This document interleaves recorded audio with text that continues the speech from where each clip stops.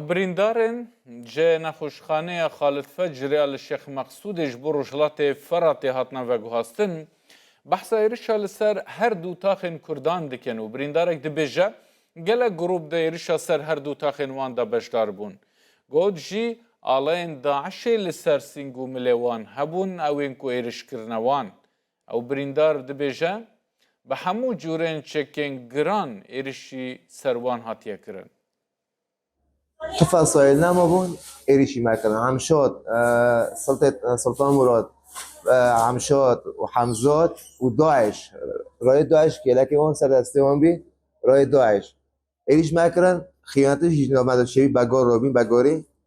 زمکتن بن چرمه دقیقا مکتنی دور گرتن ام کشیان شونو بگرین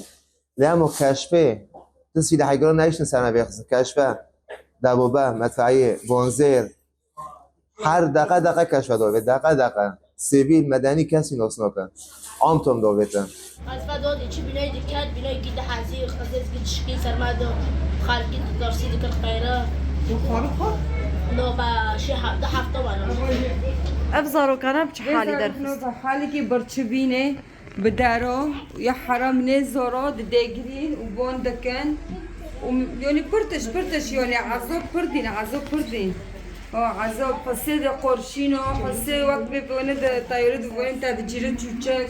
يعني مدفعيه يعني حتى مدفع الجوده اميد ماشين مدفعيه دوبل ديروكت كهرباء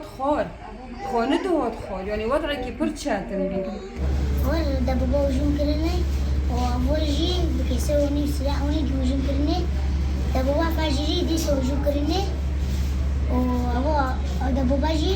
وجو ابول ياك شهيد كي هبالو ابولي بلندور